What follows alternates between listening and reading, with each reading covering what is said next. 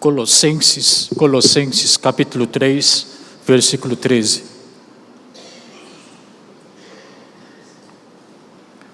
Colossenses capítulo 3, versículo 13. Diz o seguinte: suportem-se uns aos outros e perdoem as queixas que tiverem uns contra os outros. Perdoem como o Senhor lhes perdoou. Em outras palavras, da maneira como Jesus, Senhor, nos perdoou, faça com que nós também possamos perdoar uns aos outros. Uma das tarefas mais difíceis que eu acho, particularmente eu acho, ao longo da vida jornal, a vida espiritual, é perdoar. Às vezes eu acho que perdoar é mais difícil que amar, propriamente dito, né? Mas o texto de hoje falou para a gente perdoar uns aos outros, assim como Jesus nos perdoou. Então, para que nós possamos cumprir essa palavra, antes de mais nada, nós precisamos saber como Jesus nos perdoou, como Ele nos perdoou. Por isso hoje, eu queria compartilhar com os irmãos como Jesus nos perdoou, como Jesus perdoou as pessoas com quem andavam com Jesus, com Ele. Como eu deveria perdoar você e como você deveria me perdoar. Então, vamos estudar através da Bíblia algumas passagens, verificar como Jesus nos perdoou. E encontrei 3 características do perdão do Senhor para conosco. Então, queria apresentar a primeira característica. O Senhor nos perdoou de maneira unilateral. Então, o Senhor nos perdoou unilateralmente. Nós não perdoamos dessa maneira. A gente perdoa de maneira responsiva. A gente espera até o ofensor, ou aquela pessoa que pecou contra você, vir até você, se ajoelhar e pedir perdão. Aí a gente vê, né? Perdoa ou não perdoa, a gente decide naquele momento. Às vezes pode até, para ser gentil e educado, você diz, não, eu também errei, você me perdoa também e tal. Mas de qualquer forma, você está perdoando de maneira responsiva. Mas Jesus, se a gente for olhar, Ele não nos perdoou dessa maneira. Eu queria que você se lembrasse da passagem onde Jesus, ressuscitado, vem se encontrar com os seus discípulos, quando eles estavam escondidos, com flechas trancadas, num quarto, porque eles tinham medo dos judeus. Eu fico no lugar dos discípulos que traíram o Senhor Jesus Cristo. Quando Jesus, ressuscitado, apareceu diante deles, qual teria sido o tamanho de susto que eles teriam levado? Perplexos, surpresos, mas também muito aterrorizados, porque afinal de contas, aquele Jesus que eles imaginavam que teria sido morto na cruz, voltou vivo. Ao mesmo tempo, eu fico imaginando com que cara esses discípulos que traíram seu mestre teriam encarado o próprio Jesus na frente deles. Também fiquei curioso em querer saber o que Jesus teria dito a eles. Será que ele falou, puxa vida, vocês, hein? Eu fiquei magoado, eu fiquei frustrado. Pensei que pelo menos um de vocês me acompanhasse até o último momento, mas todos vocês me deixaram. Eles sabiam o que eles tinham feito. Eu esperava, como leitor, encontrar na Bíblia, nos 4 evangelhos, uma cena que descrevesse Jesus perdoando e discípulos pedindo perdão deles. Eu voltei para casa e comecei a olhar os 4 evangelhos, procurar, e eu não achei isso. Eu esperava que quando Jesus ressuscitado se apresentasse diante dos seus discípulos, e que eles se prostrassem imediatamente diante dele, se ajoelhassem e pedindo perdão. Senhor, nós pecamos, nós te traímos, não merecemos viver, nossa sentença é a morte. Era essa cena que eu esperava, mas eu não encontrei. E vasculhei 4 evangelhos, todos eles. Pelo menos eu esperava que um deles falasse a respeito disso, mas não havia nenhuma cena desse gênero. Aí eu pergunto para mim mesmo, por que não existe uma passagem onde Jesus perdoa os seus discípulos e discípulos pedindo perdão a ele? Principalmente o apóstolo Pedro, aquele que dizia que nunca iria trair, mesmo que os outros traíssem, ele jamais traria Jesus Cristo, mas ele traiu. Esse pelo menos eu esperava que se ajoelhasse imediatamente, chorando, em prantos, pedindo perdão, ou até dizer que eu não mereço perdão, Senhor, me mate. Mas não há nenhuma cena como esta. Esperava que Jesus cutucasse, na ferida dos seus discípulos. Por que vocês fizeram isso? Vamos sentar, vamos conversar, vamos analisar, até eles reconhecerem que erraram. E após o reconhecimento do próprio erro, que Jesus talvez perdoasse cada um deles, mas não há esse tipo de cena na Bíblia. Então eu pergunto o seguinte, será que os discípulos, que eram autores dos 4 evangelhos, imediatos, tirando Lucas, imediatos, será que eles tiraram essa cena de propósito para esconder a vergonha deles? Quando deveria estar nos 4 evangelhos? Eu acho que não, porque se essa fosse a intenção deles, aquela cena onde Pedro nega Jesus 3 vezes, não estaria na Bíblia também. Eles também teriam omitido, mas não fizeram. Perdoar traidor é mais difícil do que perdoar agressor. Mas Jesus os perdoou. Não há nenhuma cena, nenhum relato a respeito disso na Bíblia. Não porque os autores esconderam ou omitiram essa cena, porque realmente Jesus os perdoou. Quando Jesus se apresentou diante dos seus discípulos traidores, a primeira frase que ele mencionou foi o quê? Não foi, ai de vocês, não era nada disso. Ele falou, paz com vocês, shalom. Se tivesse dito em hebraico, shalom, ele teria dito, não ai de vocês que me traíram, mas é paz com vocês, irmãos. Foi esta frase, foi a primeira frase que ele proferiu ao se encontrar com seus discípulos traidores. Uma semana depois, ele aparece novamente no mesmo quarto onde os discípulos estavam escondidos, amedrontados.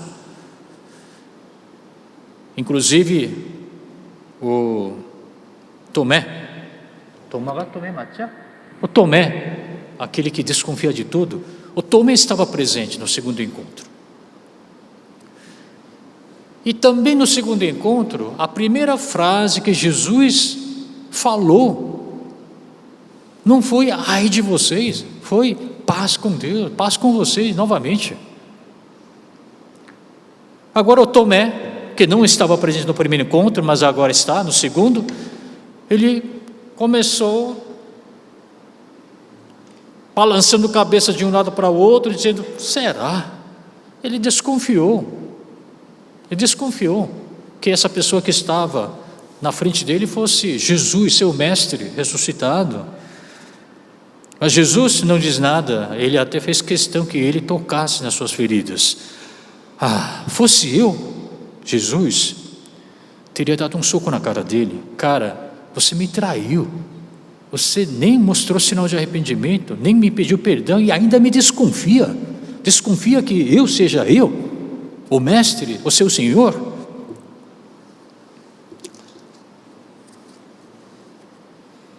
Tudo isso significa o quê? Que Jesus já tinha perdoado os discípulos, mesmo antes de se apresentar diante deles. Ele os repreendeu, sim, mas não porque eles tinham o traído. Se a gente for olhar Marcos capítulo 16, 14, diz claramente que ele repreendeu por causa da incredulidade e a dureza de coração deles, porque eles não acreditaram no que tinham visto depois de ressurreto. Mas sobre traição, Jesus nem sequer tocou no assunto. Jesus não quis saber se discípulos tinham reconhecido que tinham errado. Ele não fez questão de confirmar e reconfirmar isso. Ele não fez questão de eles confessarem seus pecados e depois perdoá-los. Ele não fez isso.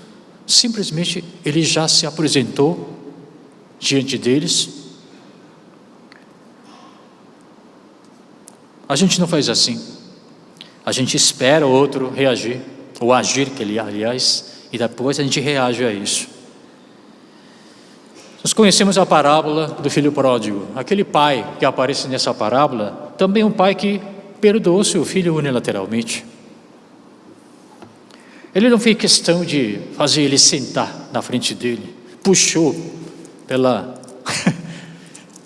leva para o quarto dele, senta aqui. Por que você voltou? O que você fez? Por que você fez isso?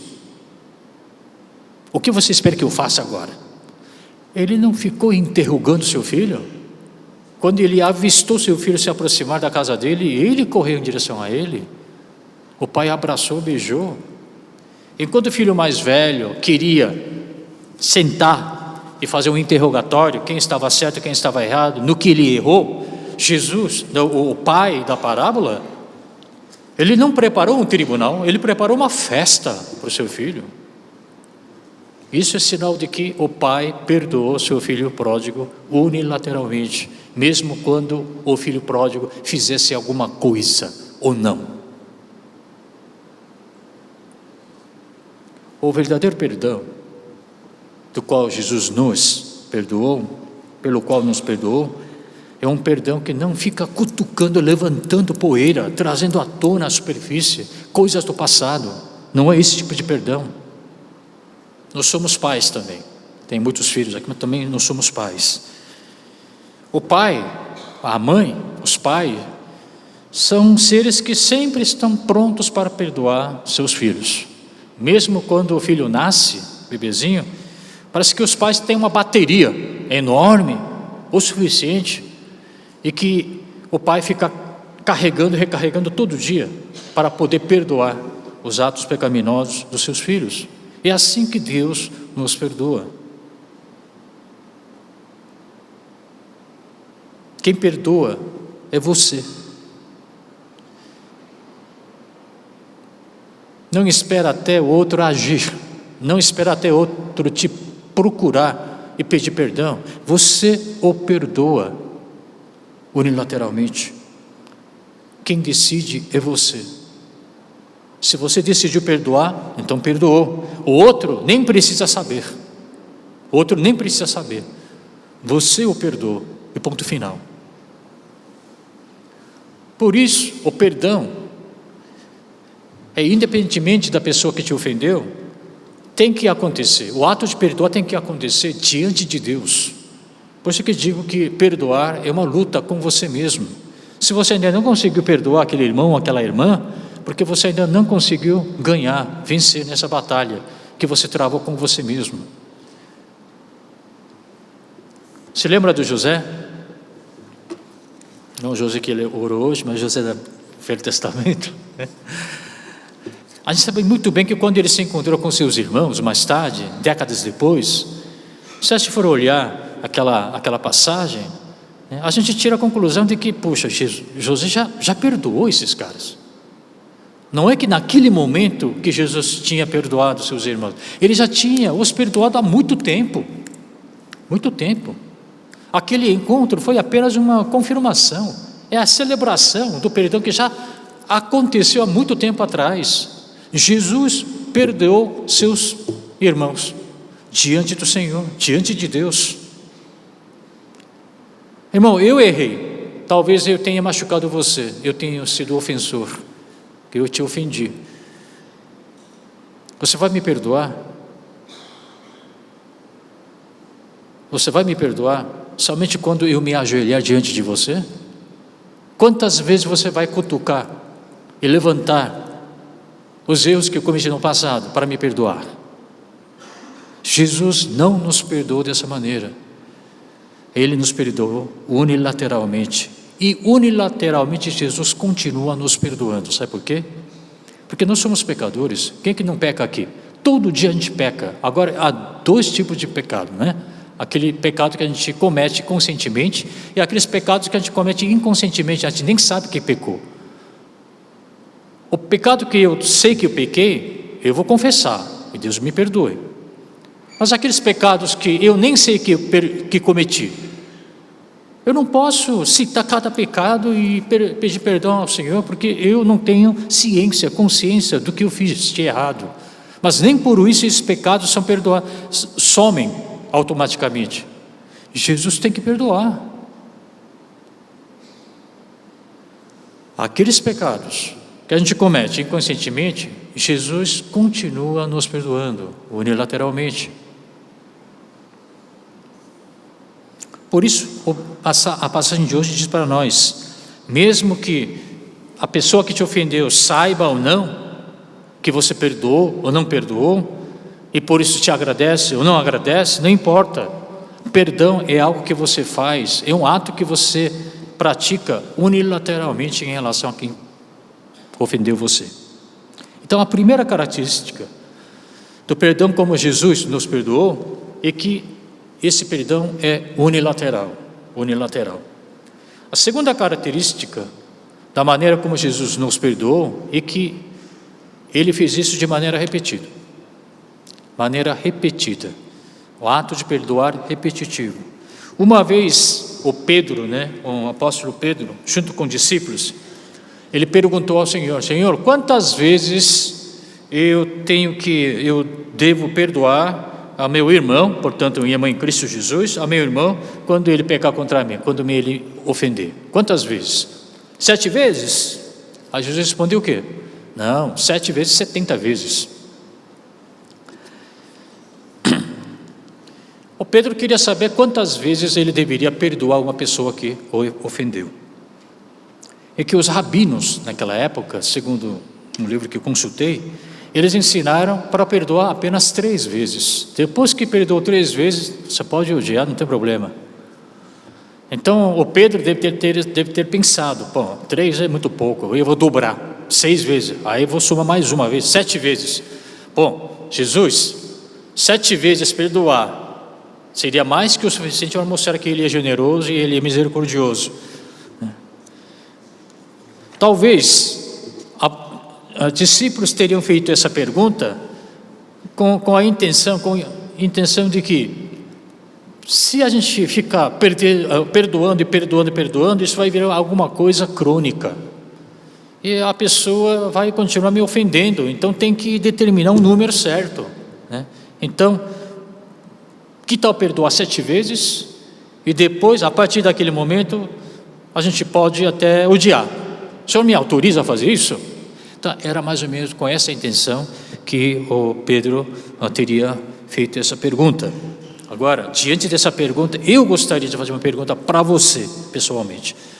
Irmão, você, quantas vezes você quer que Jesus te perdoe? Quantas vezes você quer que Jesus te perdoe? 7 vezes só? 7 vezes 70 é 490 vezes só? Quantas vezes você acha que Jesus já te perdoou? Quando se trata do problema dos outros, você é fiel, você é bem impiedoso, bem frio. Mas quando se trata do seu próprio problema, você é tão generoso assim? Quantas vezes você quer que Jesus te perdoe? E eu gostaria que Jesus me perdoasse infinitamente. Eu sei que sou pecador, mas não sou tão pecador assim. Eu gostaria que Jesus me perdoasse 1000 vezes, 2000 vezes, infinitamente. Se Jesus não tivesse te perdoado tantas vezes, se Jesus não tivesse me perdoado tantas vezes, você acha que nós estaríamos sentados aqui?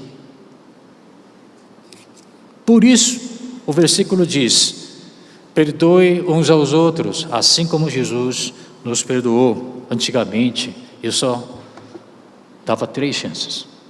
Se alguém me ofendesse uma vez, tudo bem, 2, tudo bem, 3ª vez, tudo bem, mas a partir da 4ª, eu nem olhava para o cara. Eu era assim, mas hoje eu não faço isso. Perdoar, perdoar e perdoar. Até quando? Até Jesus voltar.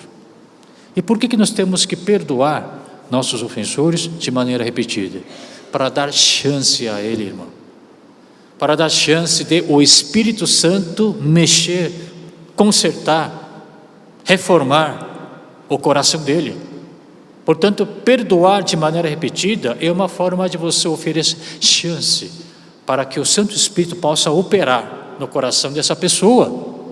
Porque o versículo de hoje foi dito não para os incrédulos, mas para os crentes da igreja. Irmãos em Cristo, assim como você, como eu. Você precisa perdoar essa pessoa que está diante de você, de maneira repetida, para que o Espírito Santo possa ter tempo de trabalhar no coração dessa pessoa. Você está oferecendo chance de transformação. Se lembra daquela mulher que foi pega cometendo adultério e foi trazida aos pés do Senhor Jesus Cristo e todo mundo queria apedrejá-la? Jesus a protegeu. E todo mundo, quando todo mundo tinha ido embora, o que Jesus falou para aquela mulher? Eu também não te condeno, mulher, mas não peque mais. Ele está dando chance àquela mulher rumo à transformação. Agora, vamos supor que essa mulher adúltera cometeu de novo o mesmo pecado. Foi pega novamente cometendo adultério e foi trazida novamente diante do Senhor. Todo mundo queria apedrejar. E o que Jesus teria feito? O que Jesus teria dito àquela mulher? Ó mulher, o que é isso? Eu te perdoei. Agora você foi lá e cometeu o mesmo pecado. Agora, infelizmente, não posso mais te proteger. Não posso mais proteger. Será que Jesus teria dito isso a ela?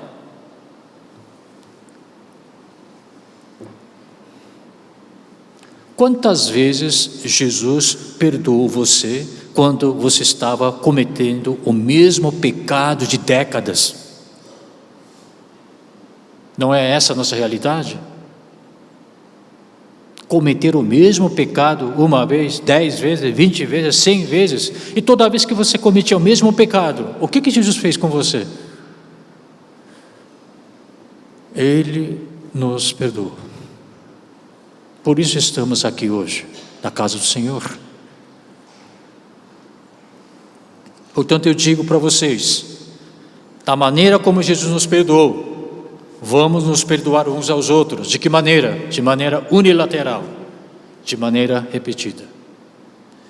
A terceira característica do perdão do Senhor Jesus Cristo, que é o ponto principal do sermão. Ele nos perdoou prospectivamente, isto é, orientado para o passado. O que é perdoar alguém de maneira prospectiva? Vamos falar sobre o contrário. O que é perdoar alguma pessoa retrospectivamente? Perdoar alguém retrospectivamente é voltar ao passado, voltar a cutucar a ferida, levantar novamente os erros e falhas que o fulano tinha cometido. É tipo assim, ó, você se lembra o que você me fez 2 anos atrás? Por que você fez isso? Por que você me magoou tanto? Na maioria das vezes a pessoa nem se lembra do que ele tinha feito isso. Mesmo que lembrasse, mesmo que essa pessoa lembrasse, o que é a ferida do passado? Erros, falhas, podem ajudar você que está vivendo o tempo presente. No máximo explicar porque isso aconteceu. Mas no que isso acrescenta na minha vida? Não é à toa que, se você for olhar o Velho Testamento, com muita frequência Deus recomenda ao seu povo: lembre-se do que aconteceu no passado, não feridas. Lembre-se quando você estava no Egito. Lembre-se quem que tirou vocês de lá. Ele sempre nos recomenda voltar ao passado, não para levantar poeira de novo, não para trazer à tona os erros e falhas que nós cometemos, não. Ele fez questão que seu povo se lembrasse da graça do Senhor, graça. Então, no que tange ao passado, o que você deveria lembrar não é a falha dos outros, nem seus erros. Tem que lembrar a graça derramada sobre sua vida de Deus. Portanto, perdoar não é para olhar para o passado, sim, mas é olhar para frente. É você discutir com essa pessoa, né, como vocês vão construir o futuro, ou pela frente, o dia de amanhã. Não é ficar analisando e cutucando e fazendo toda aquela, né, dissecção das falhas e erros do passado. Você pode fazer isso, não estou dizendo que não pode, mas faça isso sozinho, diante do Senhor, em oração.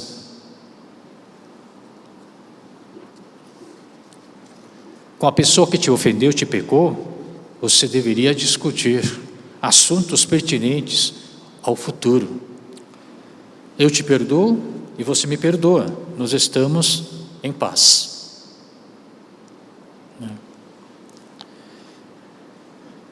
Mas aliviar e ter paz espiritualmente ou emocionalmente não é o maior propósito do ato de perdoar. O perdoar que a Bíblia nos preconiza não é apenas para se sentir bem. Esse não é o grande propósito do perdão. O grande propósito do perdão é que nós sejamos um novamente. Como membro do mesmo corpo, que nós possamos mais uma vez nos engajar, empenhar no avanço do Evangelho, no servir da igreja e do reino de Deus. Eu queria convidar, se você trouxe a Bíblia, por favor, João capítulo 21, tá? Eu faço questão, se não trouxe Bíblia, senta junto com alguém que tenha. João capítulo 21. Gostaria que você deixasse esse capítulo aberto e continuasse me acompanhando no raciocínio. João capítulo 21. Como não temos tempo suficiente, eu vou resumir. O capítulo 21 do Evangelho segundo João traz aquela cena onde Jesus, ressuscitado, aparece de novo frente aos discípulos. E esses discípulos voltaram para Galileia. E eles voltaram à profissão original deles. Estavam pescando peixes. Conhece a história, não conseguiram pegar nada, Jesus ajudou, eles pegam bastante. Aí Jesus também até prepara o café da manhã para eles. E é nesse capítulo que a gente encontra aquela cena famosa, onde Jesus conversa com Pedro, né? Eu gostaria que você olhasse o versículo 14. Vamos ler junto esse versículo 14? Vamos lá? Esta foi a...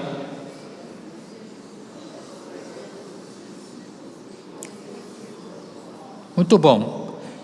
O autor João falou assim: esta foi a terceira vez que Jesus apareceu a seus discípulos depois que ressuscitou dos mortos. Irmãos,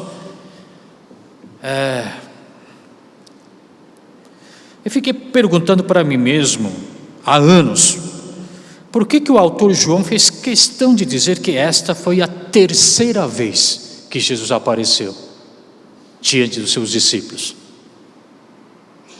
Por que ele fez questão de dizer que esta foi a terceira vez que Jesus ressuscitado apareceu diante dos seus discípulos?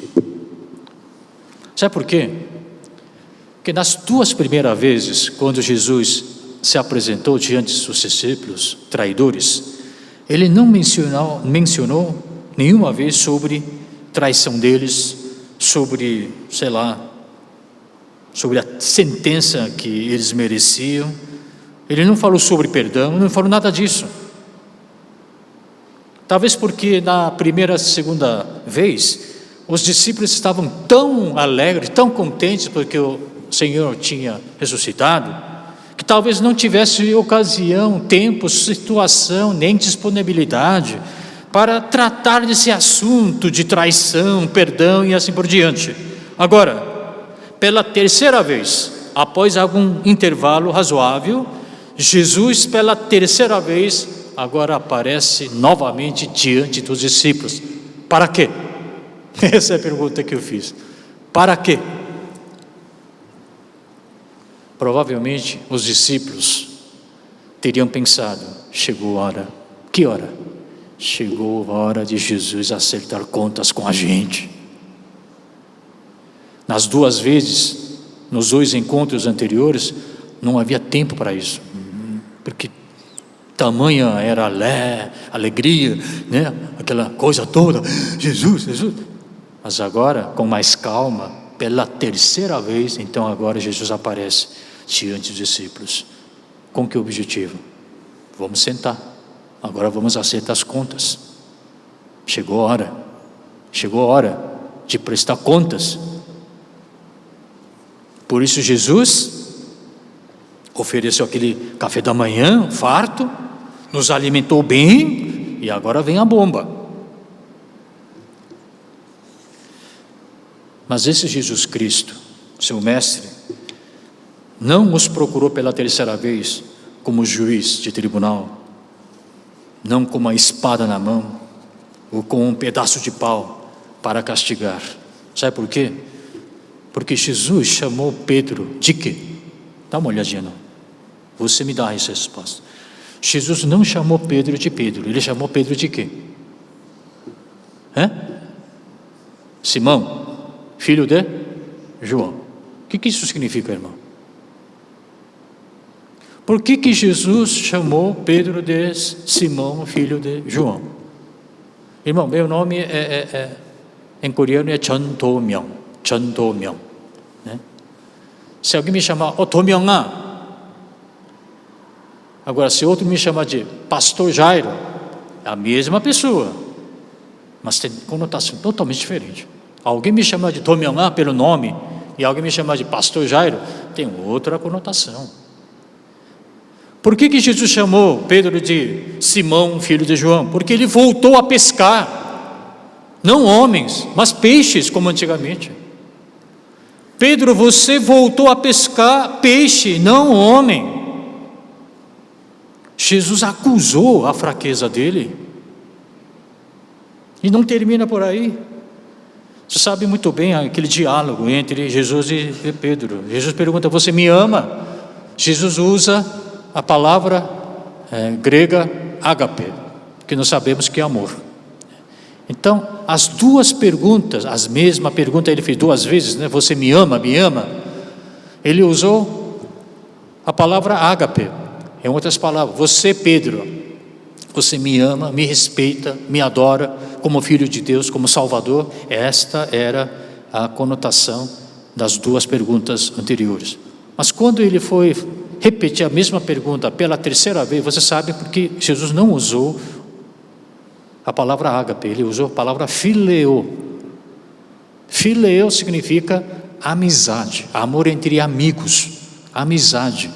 Em outras palavras, o que Jesus perguntou pela terceira vez ao Pedro foi o seguinte: você ainda é meu amigo? Amizade, lealdade, de tal forma que, se a gente for olhar uma versão em inglês, esta frase, esta última pergunta que Jesus fez, é traduzida da seguinte forma, que eu vou ler para vocês, minha pronúncia em inglês: Simon, son of John, are you even my friend? Are you even my friend? Você ainda é meu amigo? Você se considera meu amigo ainda? Quando Jesus lançou essa terceira pergunta, dirigindo-se a ele como amigo: você ainda se considera meu amigo, Pedro? A fisionomia dele mudou. Versículo 17, por favor. Aqui eu quero fazer uma ressalva. Versículo 17. Pela terceira vez ele lhe diz: Simão, filho de João, você me ama? Você me considera como amigo? Você ainda é meu amigo? Pedro ficou magoado porque Jesus perguntou pela terceira vez. Essa é a tradução que nós temos. Na tradução em coreano, não é magoado, é preocupado. Pedro ficou preocupado, ele ficou ansioso. Ambas traduções são válidas, mas eu estou querendo olhar o mesmo versículo sob outro ângulo.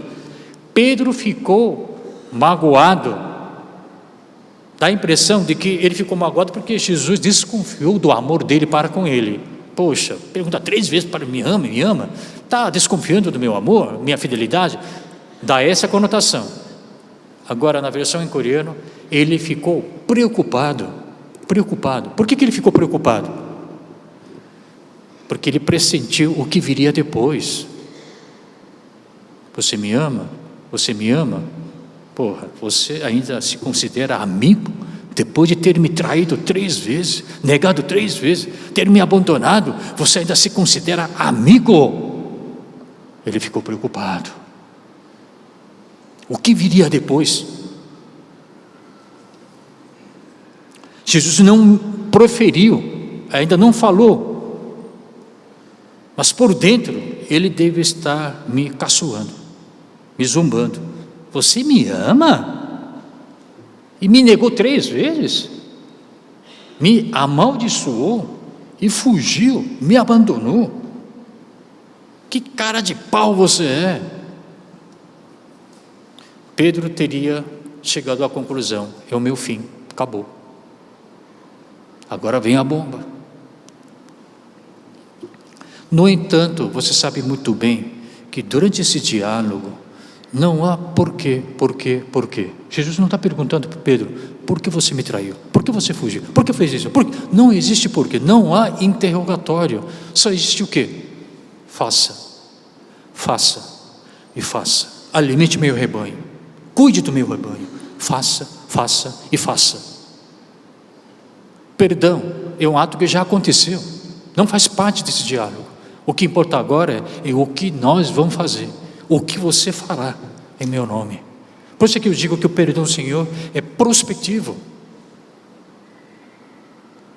Não se contenta em estamos em paz, estamos quites, você pediu perdão e te perdoei, acabou, você, eu, numa boa. Esse não é o principal propósito do perdão com que Deus nos perdoou. Desculpa a redundância. É prospectivo. Mas não termina por aí. Vamos continuar a leitura. O Senhor Jesus Cristo, após esse diálogo, ele convida Pedro: siga-me, Pedro. Ele convida o Pedro que o traiu. E ele profere essa palavra: Pedro, ou Simão, siga-me, vamos comigo. O tom da voz dele faz ele lembrar o mesmo tom com que Jesus o tinha convidado quando ele ainda era pescador de peixes. Aquele mesmo tom convidativo, firme, cheio de esperança, com que Jesus um dia, quando Pedro ainda se chamava Simão, filho de João, esse mesmo Jesus agora convida novamente o Pedro: siga-me, vamos comigo. O perdão do Senhor era um convite para que o Pedro, que tinha voltado à sua profissão anterior, pescador de peixes, voltasse para se tornar novamente o Pedro, pescador de homens. Perdão do Senhor Jesus Cristo é prospectivo nesse sentido, irmão. Convida você de novo para o ministério, convida você de novo para servir o reino de Deus, para servir a igreja. O verdadeiro perdão tem que chegar até a este ponto. Por isso, versículo 21, por favor, 21. Novamente Jesus disse: paz seja com vocês. João 20, 21. Assim como o Pai me enviou, eu os envio. Jesus não somente perdoou, está convidando discípulos que tinham o traído para se juntar novamente a Ele, para propagar o Evangelho, o amor cristão. Em todo caso, irmãos, Jesus perdoou seus discípulos e não se contentou apenas, vamos fazer com que, está tudo certo, tudo acertado, está resolvido. Não, Ele foi muito além desse nível. Ele convidou para que eles trabalhassem como cooperadores para defender a nobre causa, que é a propagação do Evangelho. É um perdão prospectivo, irmão. Nossa salvação também tem a mesma característica. Deus não nos salvou apenas para que a gente fique numa boa, contentar com isso, nada disso. Porque nos salvou, Ele quer que agora nós sejamos seus cooperadores. Não é à toa que Jesus ressuscitado se encontrou com Paulo, que estava indo em direção a Damasco, não somente para convertê-lo ao cristianismo, mas para enviar aquele homem para levar o Evangelho aos gentios. Então eu quero resumir mais uma vez, mostrando o mesmo quadro. O Senhor nos perdoou de que maneira? De maneira unilateral, de maneira repetida e de maneira prospectiva. E assim que Ele quer que nós perdoemos uns aos outros. Eu gostaria que você não levasse essa tarefa para casa. Perdoar até é um ato muito simples, basta você tomar decisão.